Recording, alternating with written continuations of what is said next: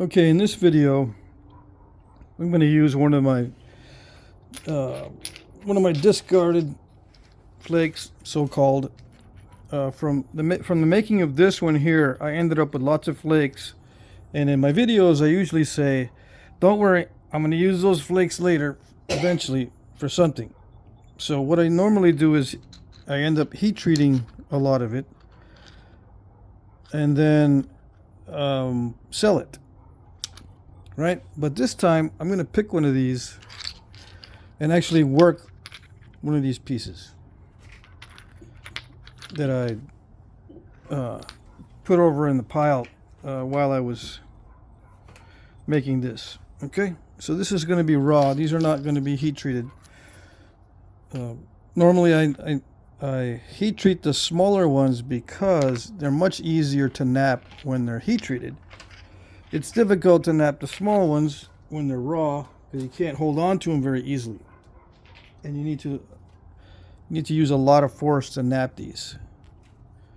Let's see which one. I'm going to do the smaller one, since everyone probably has a ton, literally 2,000 pounds of these and maybe 20 pounds of these. So this is what everyone has. Okay.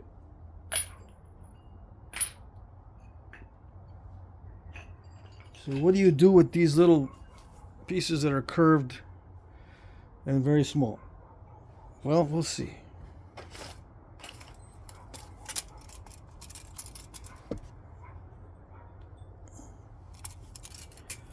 This is 2 inches. And I should be able to get one that's close to 2 inches long by 1 inch wide. Or it doesn't even need to be 1 inch wide. It could be 1/2 inch wide by 1.5 inches. That's 3-to-1 proportions. 1.5 inch long by 1/2 inch wide is 3-to-1, which is good. Good proportions for an arrowhead.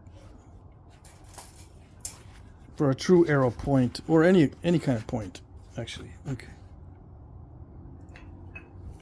So there's 3 different types of stone in this one flake. There's this non-nappable stuff, and then there's harder stuff there, and then the softer stuff. So it grades into the hard. It goes soft, harder, and hardest. And this crusty stuff is not nappable, so it's going away.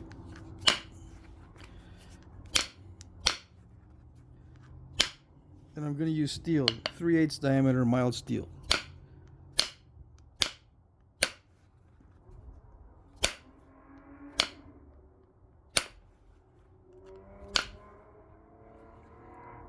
Yeah, it's typical junky Debitage stuff. Yeah, damaged from impact right there on the area where the platform was.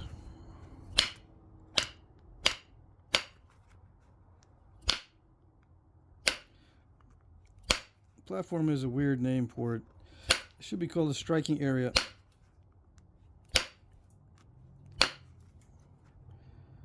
Because sometimes the striking area is just a big mess, and you're just trying to eliminate the big mess. You didn't prepare the edge at all. You just want to get rid of that part. You just strike it in an area that removes the flake. There is no platform. There's just a big old mess. Like right now, this is just a big old mess. And I'm striking off pieces to clean up the mess. Same with a bigger piece. Like if I had a big old piece like this, and I just strike here or something to get rid of this mess. That's not a it doesn't look like a platform, but it is. I just call it a striking area because you just need to make it strong enough to strike, right? So if I want to get rid of this mess here, I strike on that mess right there. Okay, so you don't really see on the flake, it's broken up, right? And in the front of the flake here, you don't see any striking area. On here, it looks like, you know, nothing's been ground down anywhere, so there's nothing prepared really. It's just a striking area. It's not a formal area to strike. It's not a platform. So it gets a lot of people mixed up. I keep getting asked the question, how do I know it's a platform? It does not look like a platform to me because it doesn't look like it's specifically prepared for hitting. It's just an area where I hit it. Can I just hit the area? Yeah. Don't worry about the terminology that other people that were not flint nappers came up with. Okay.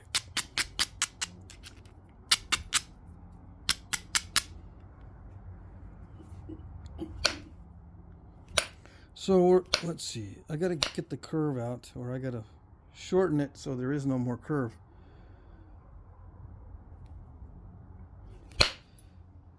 That's the first step.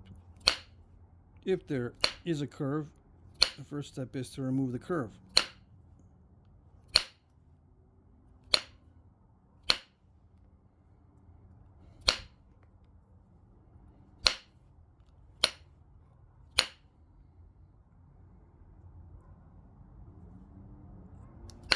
And I just do it at random. How many of these types of arrowheads do I make? Not very many.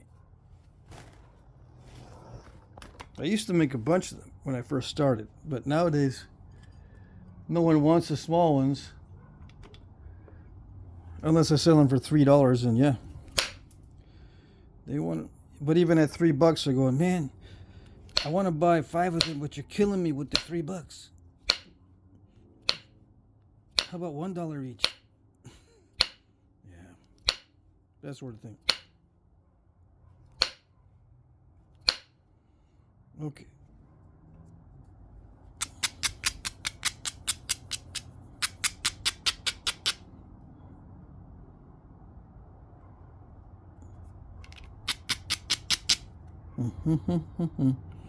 I'm going to end up with a lot of the original flake scar on this piece, I think. Okay. What's the easiest arrowhead to make out of something like this? Just a little almond shaped arrowhead. That's it. That's the easiest, but if I want to get fancy, I got to put notches and stuff in it. So I'm probably going to put notches and make it fancy.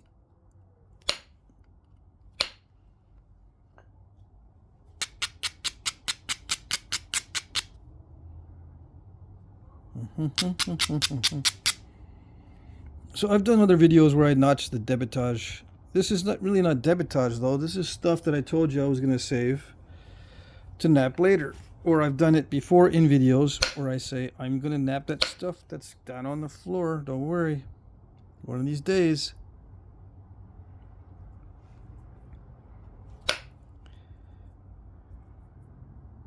I have videos called Napping the Debitage. I think I got a video named that.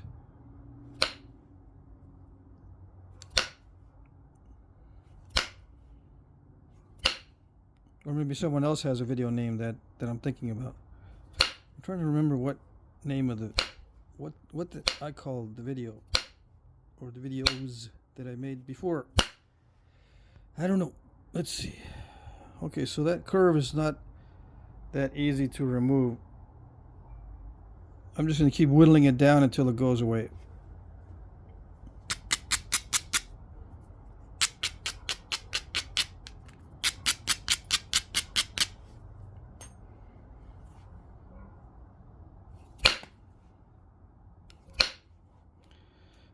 So keep in mind that even though this might be easier to nap, well, let's see. I always get ahead of myself when I'm trying to explain something. I'll jump to the end of the sentence when I need to explain the middle of the sentence. Okay. This material is fairly easy to nap. With a larger piece, it's easier to control the flakes because we're using the mass of the piece against itself. So you can get pretty good flake travel because of the resistance to the blow. But with these little pieces, I've got to strike faster. And whenever I strike faster, two things happen. It increases the chance that I'll break it, and it reduces the accuracy. And they can compound each other. You know, does it break more easily because you're inaccurate? Yes. So it not only are those two things happening, but they compound together to create a situation where it's much easier to break these little ones if you're not careful. Believe it or not. Especially when you start getting thin. You still got to hit it really hard to remove these flakes that you want to travel more than halfway, even when it's really, really thin. So yeah, a lot of guys don't even bother with the small flakes. Some guys, they're dying for any kind of flake at all. Just send me all the debitage, they say. But just FYI, if you do get a bunch of debitage, it's a whole different skill set to knap these small pieces. Yeah. And don't think, oh, if I knap the small, difficult raw pieces, I can graduate easily to the big raw pieces, right? No. Not right. It's a whole different mindset. The smaller ones will not graduate you to the bigger ones. The reason why I tell people to start small is because you can get a lot of material. You're not going to be suffering with no material. It's not so that you can graduate easier to the bigger pieces, because it doesn't translate very well. The reason why I tell people to start small and then go big is because you're going to waste a lot of material in the beginning. So you need to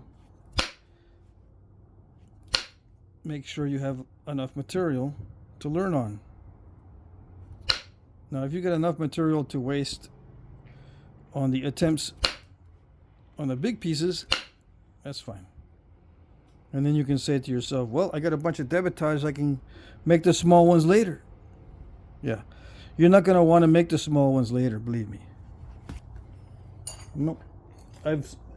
Very few guys that I've seen that started with the big pieces eventually go to the small ones. Very few actually do. They all stay with the big pieces. And they actually try to go bigger and bigger, not smaller and smaller. Yeah.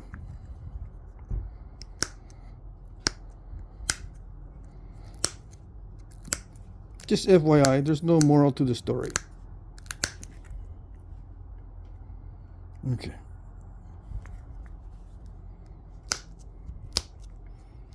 So why did the Native Americans go from big points to small points? Why did they go? Why didn't they keep their atlatl darts? Why did they just abandon them altogether and start making small equipment?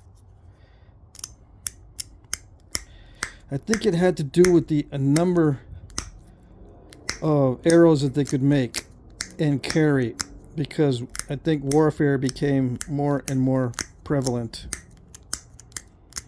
more and more widespread,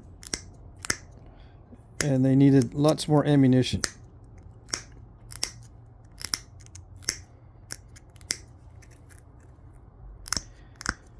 So yeah, I think the bow and arrow is just as useful, if not more useful, in warfare than it is in hunting. Although you can get really, really accurate hunting shots with a bow and arrow. You don't need to use archery equipment to hunt. You can trap, or you can force force the bison over a jump, or force them into pits where they get stuck, or kill them with spears as they're trying to swim across a river. You just chase them in a canoe and spear them, that kind of thing. But people are smarter than that. People are very hard to trap. People are very hard to kill when they can see what's coming. Arrows travel fast enough at short distances that it's hard to dodge the arrow. Although you can dodge the arrow at longer distances, it's the short distances that will get you. If you're shooting a lateral dart at somebody, they can dodge it at short distances pretty easily. So you would devise something that shoots the arrow faster. Yeah.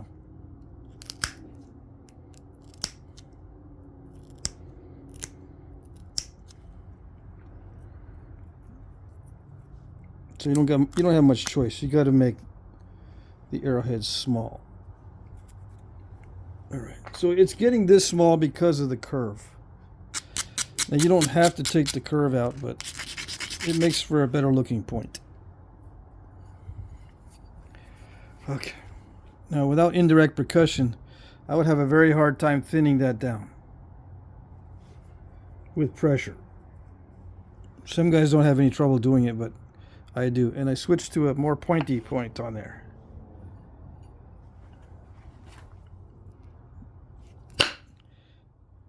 Now see, I hit that really, really fast and hard. And it wasn't enough, so I had to hit it even harder. Yeah. It gets dicey as it gets thinner and thinner.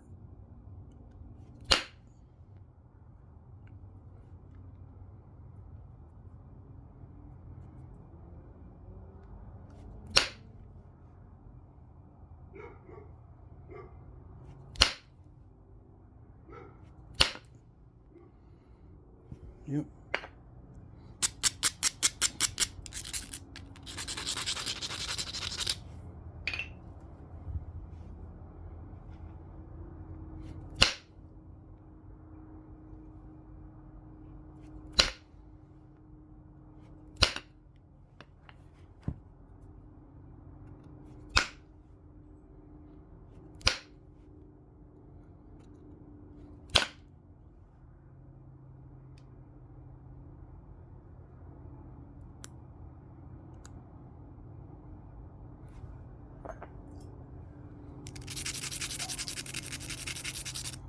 This is where the file comes in handy. I can get in there and really make those hard to reach spots nice and dull.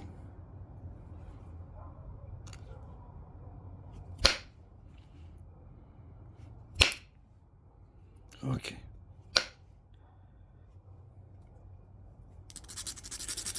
Anyway, can you see what I'm doing? I'm trying to just take off big flakes so I can thin this down.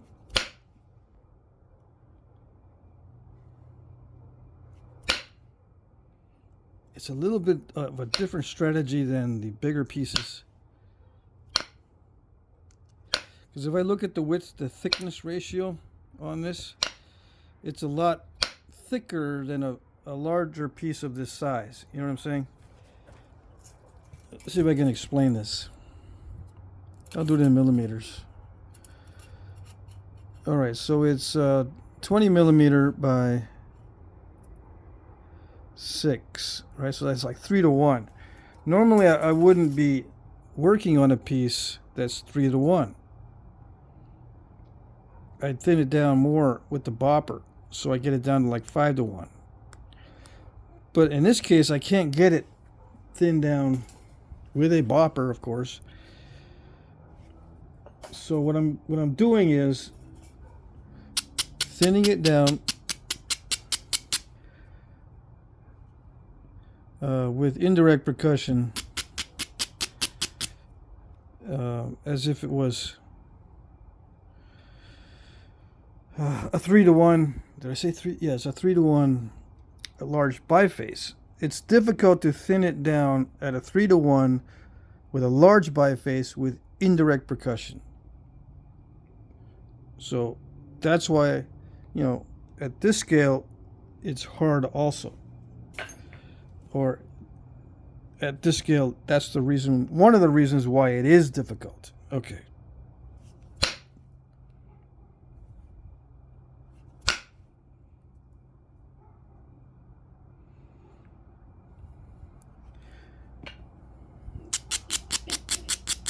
Now with easier to knap material, it's not as difficult. You saw some of that bopper killing material earlier. That's basically what I'm dealing with at this scale. It's material that kills the tips of these indirect percussion flakers because of I need so much force on this raw stone.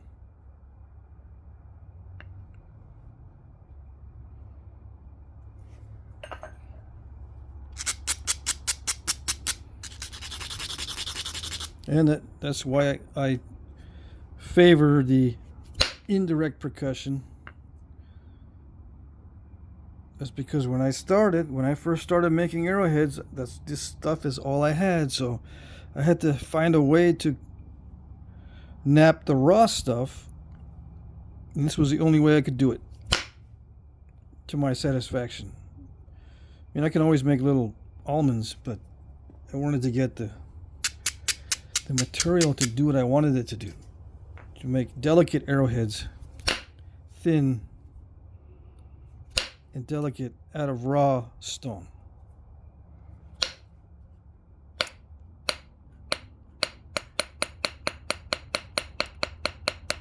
Okay.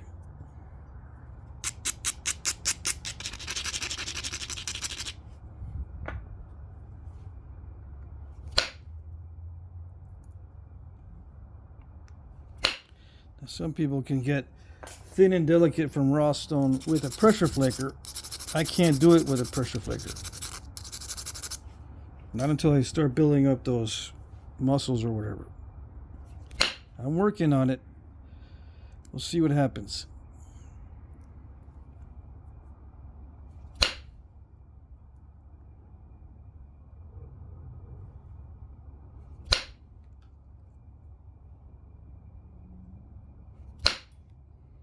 Alright, so that's pretty much the preform. Let's see what the proportion is.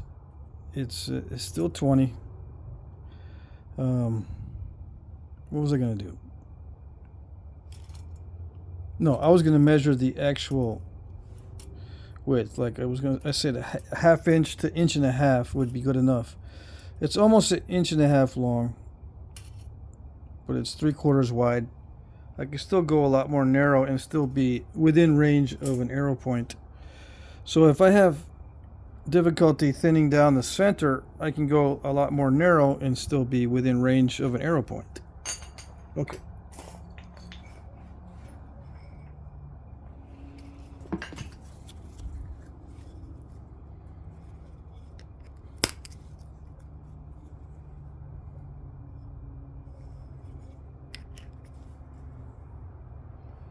Okay, so I just need to clean this up with some pressure, and then I can move into thinning down a lumpy area and then do the final finishing. Yep.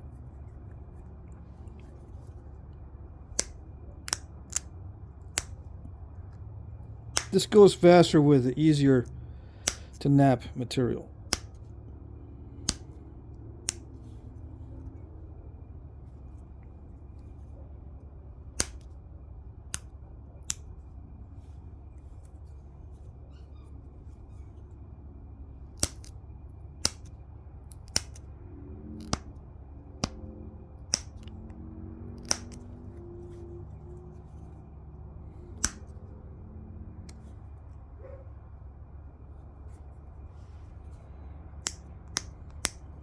Now, many times back in the day, they were doing this on thin flakes. They didn't start out with a cruddy piece. They would start out with a much thinner flake.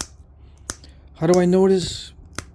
Because there's so many that I've seen and I own that have the original flake scar on one side. They're uniface arrow points.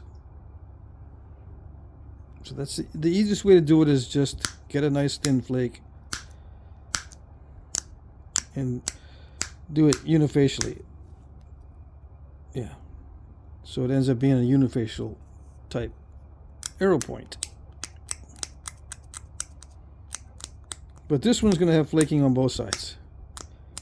Because inevitably someone always asks me, is it possible to do these on, flake them on both sides? And if it is, how do you do it? I want to see. And can you do it on raw stone? Yeah. And then can you do it with antler? No. I'm not going to do it with antler until later.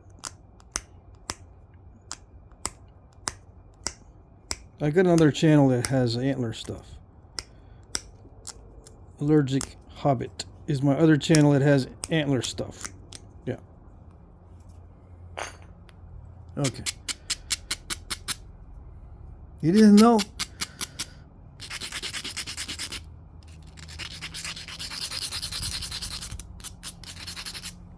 Yeah, you don't know because you don't read the description down below. How do you heat treat? Well, it's in the description down below. And sometimes when I remember, I'll put the nap-in list in the comment section.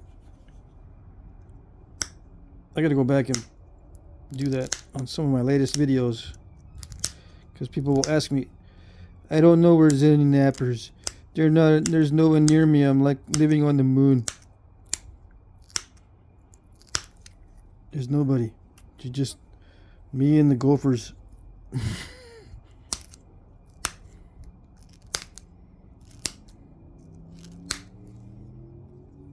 Yeah, I know.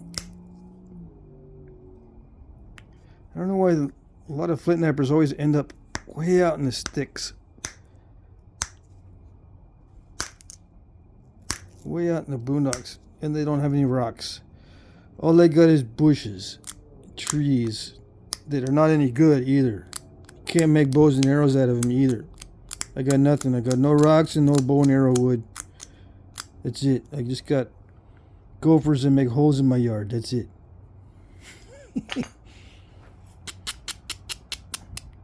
Oh yeah, and I drive a truck for a living, so you can't mail me anything. I'm never home. I gotta go in. If I want some, I gotta go into Walmart. That's it. And there's no rocks at Walmart.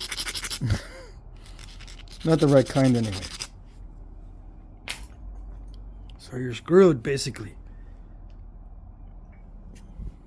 Yeah.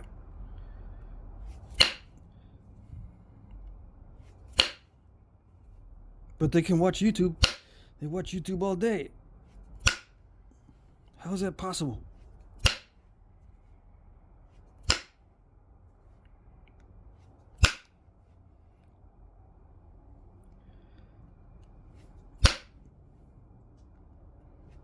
I'm swinging faster and harder on this little piece than I do on my larger pieces. Come on. Just for a little bitty flake.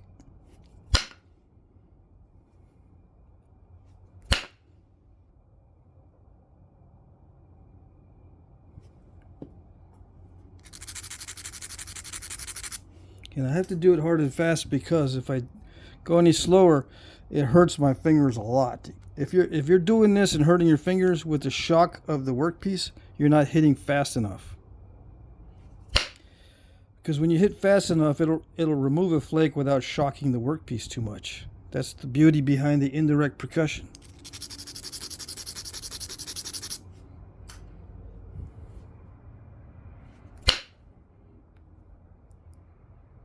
You should not be hurting your fingers when you do this. You might be breaking your fingernails off, but just get your fingernails out of the way.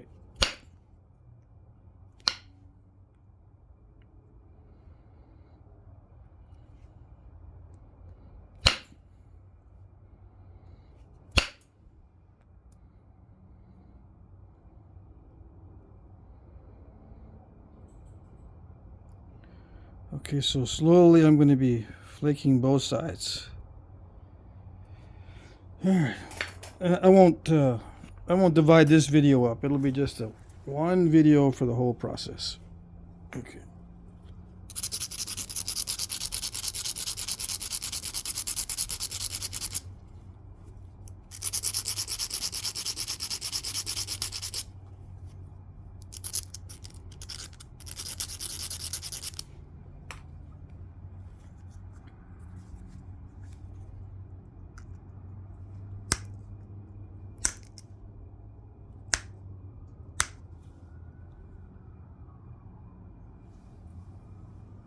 Okay, at this stage I can start thinning with pressure, I think. Let's try it.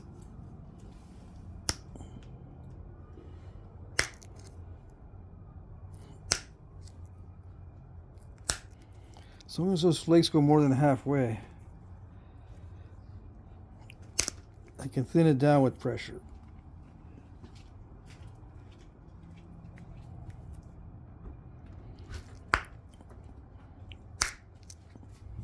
It's difficult because the workpiece wobbles.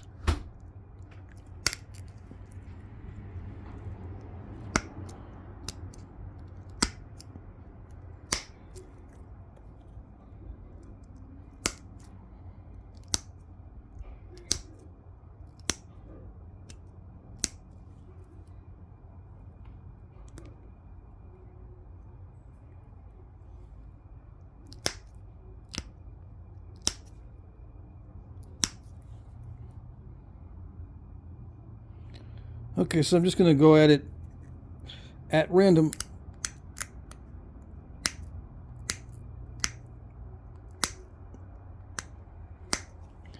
And try not to think about it too much. There's a thick spot right here. I'll try to get that out with percussion. I probably should have picked a material that wasn't the same color as the pad, but I think the shadow is compensating for the inability to see this, because it's almost the same color as the pad.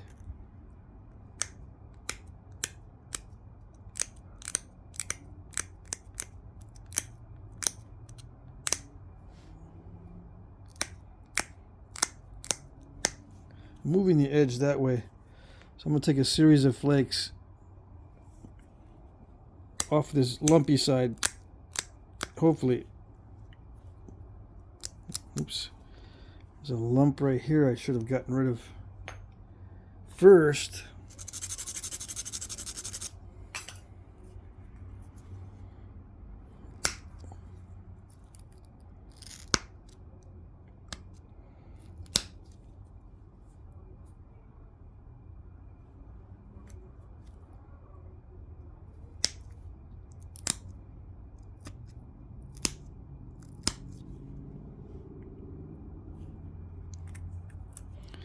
Okay, so there is a stage where you get diminishing returns, you know, on your pressure flaking. It starts making it too small, too quick. You gotta hold back on trying to thin it down. Yep.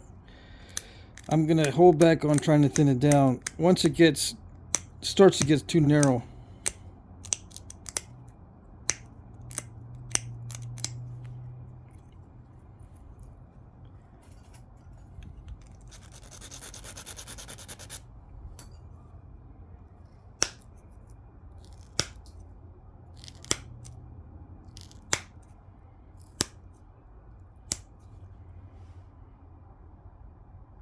so that original flake scar is almost gone. There's just a little bit right here. Right there. So I just took off that series of flakes. The next series of flakes should wipe that out. If I decide to run a series of flakes, yeah, I'll run a series of flakes there. Let's just do it now before it gets too thin in the middle. I'm gonna take a big chunk, or try to take a big chunk out of the middle here in a little bit.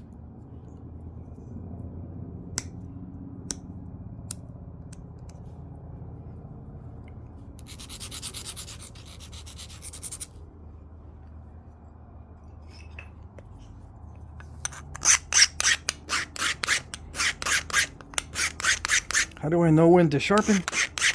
When it seems like it's too dull. Yeah. When it seems like it's too dull, time to sharpen. When is that? Yeah, it's all done by feel.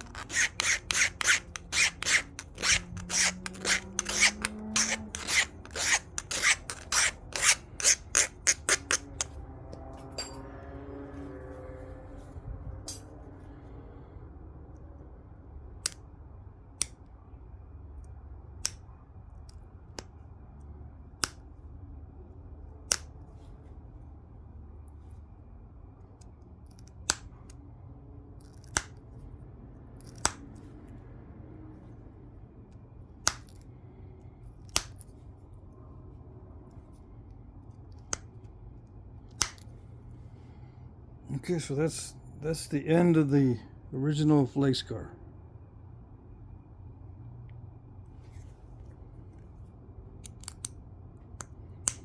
I was a little bit aggressive there. Hopefully it'll be all right.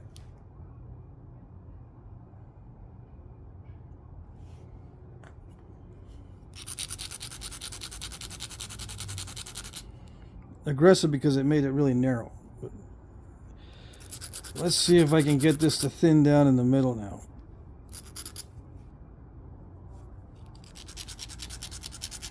If not, I'm going to make the base very concave and drive flakes into that area. Okay.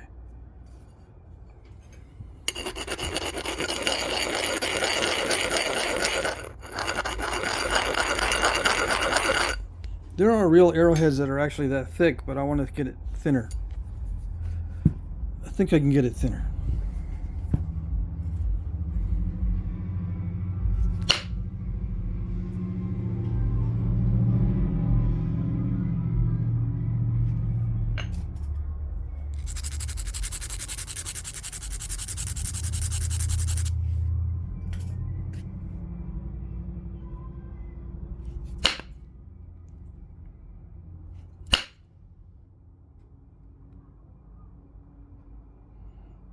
Yeah, it looks like I'm probably going to have to thin it from the base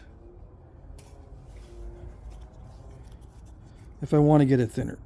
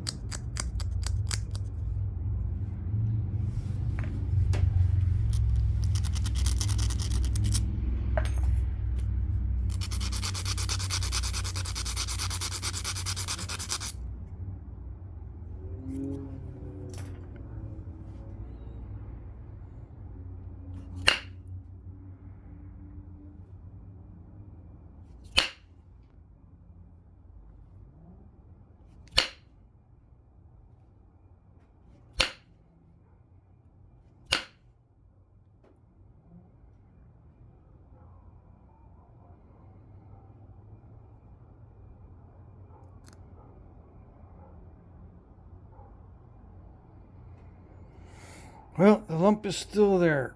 Although the edges are thinner, the lump is still there. So what do I do in that case?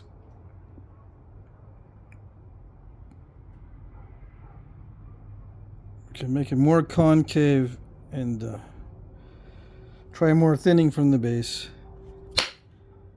Yeah.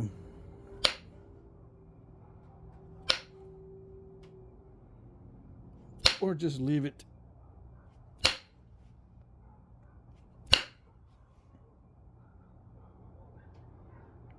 Let's see. I could try pressure flaking it. I'll try pressure flaking.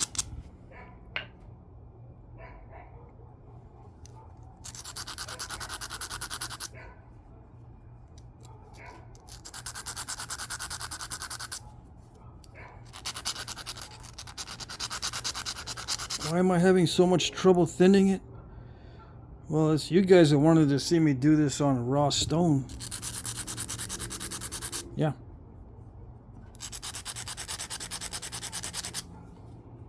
It's not my fault.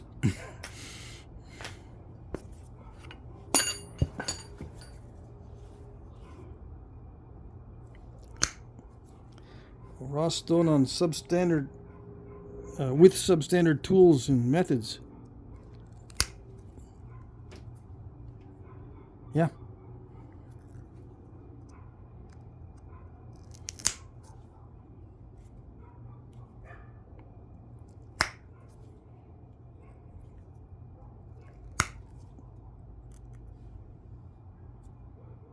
Let's see.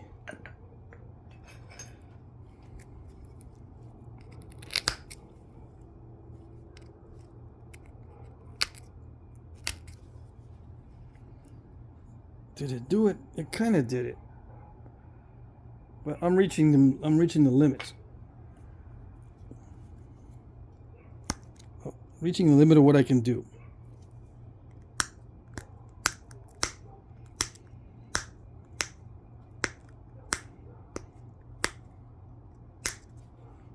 I'm losing width very fast.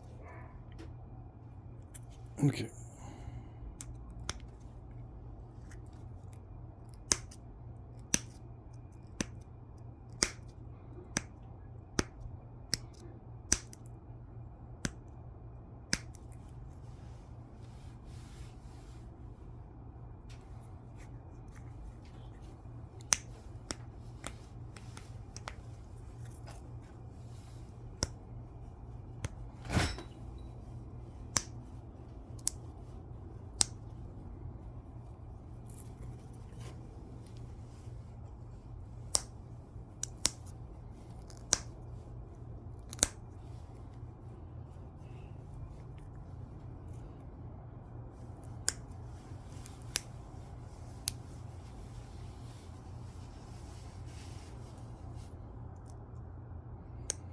So now I just got to focus on getting it finished.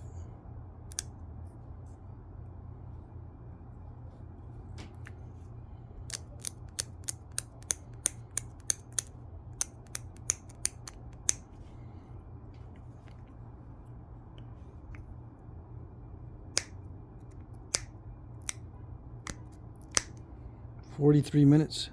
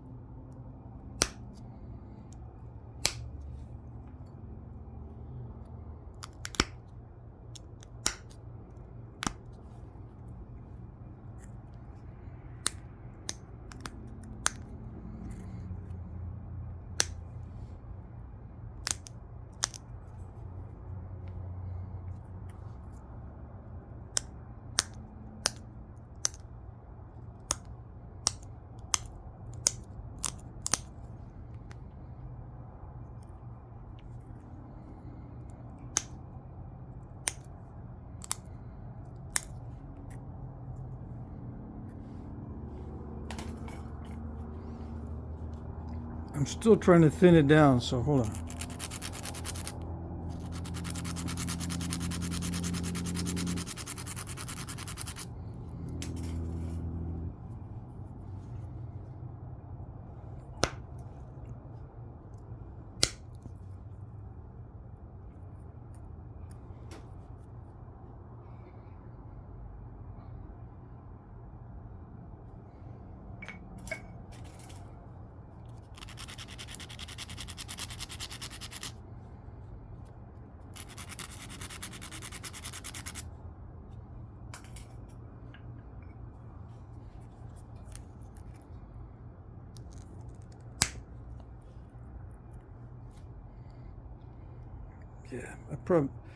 Yeah, I'm not going to be able to get it. No, I won't be able to get it thin down right there. All right.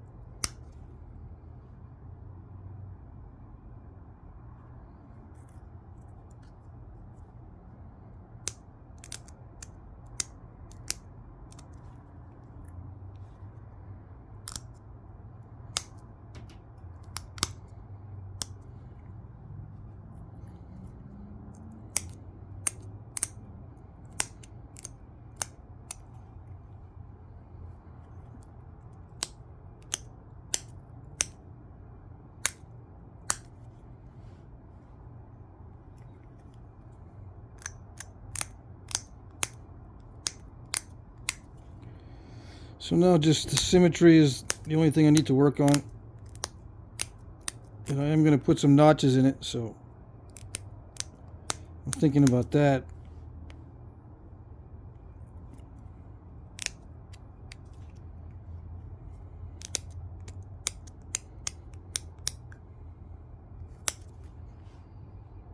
Mm-hmm.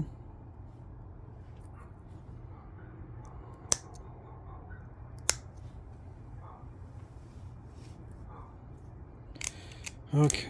Yeah, I removed quite a bit of the edge trying to get it thinner right there.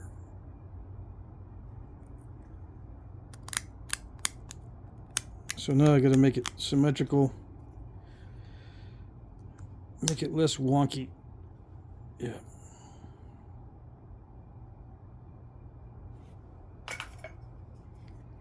I think the pad did interfere a little bit, in case you're wondering.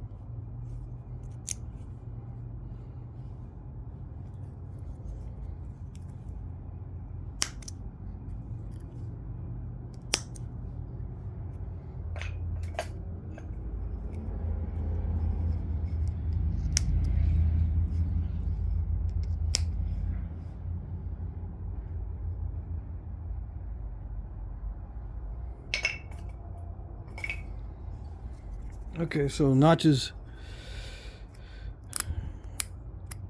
And no, I'm not going to do tiny little notches because it's too difficult on this raw stuff to do the tiny little notches.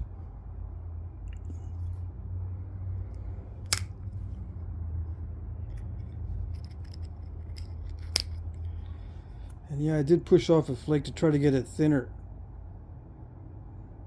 from that notch. We'll see if I can do it.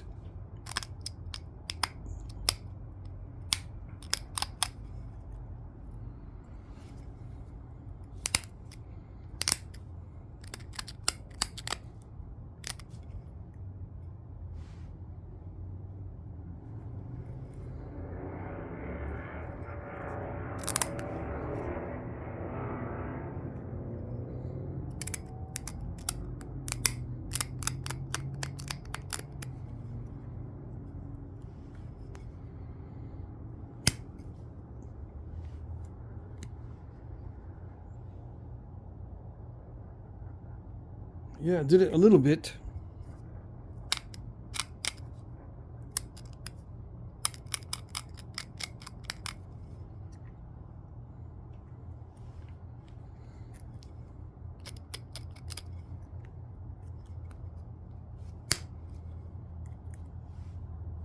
Sometimes I can do it, but like I said, this material is tough. All right, we're almost there.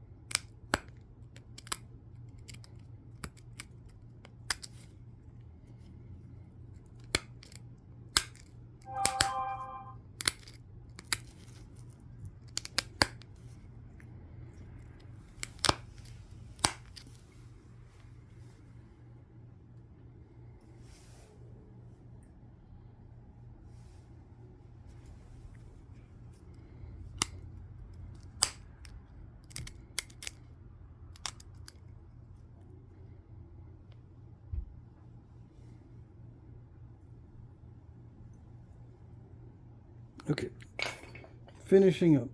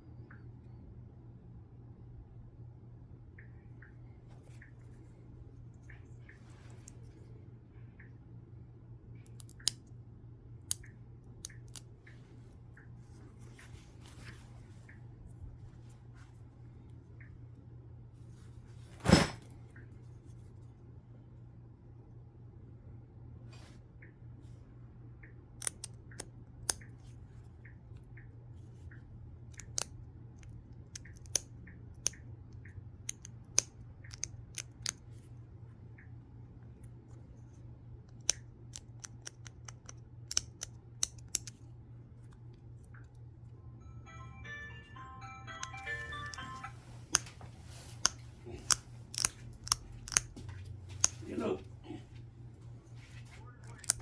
pretty good. It was a hot day. No, Wednesday.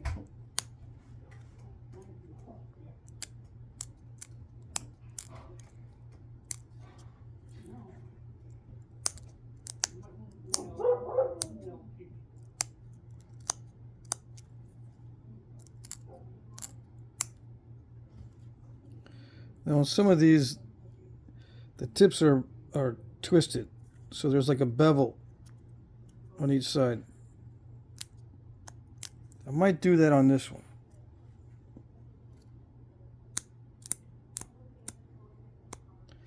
It's easier to put a really fine needle tip on it if I just bevel it.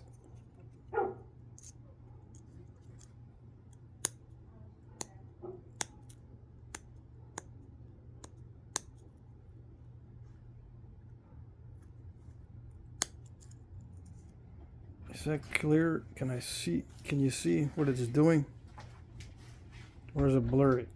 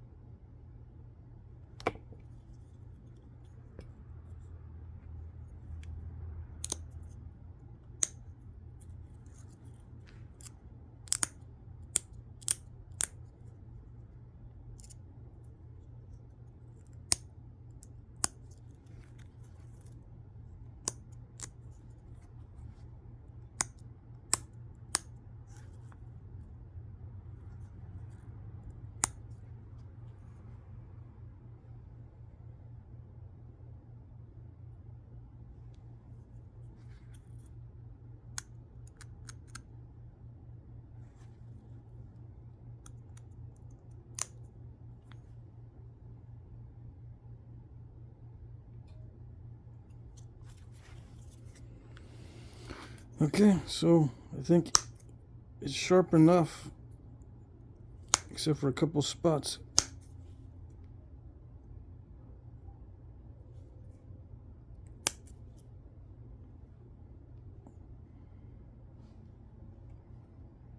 Yep, I wasn't able to thin it down completely in the middle, but turned out all right, I think. Yeah.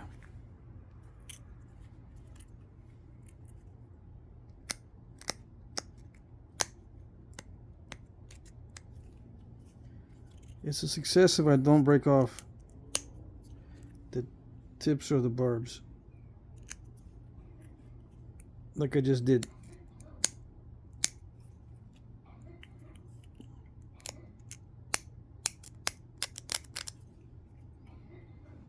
Yeah, I just took off like a 32nd of an inch off of that when I was saying that. All right.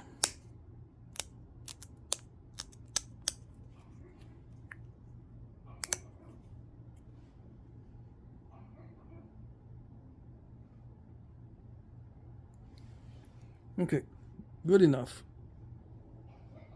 Almost an hour. Yep.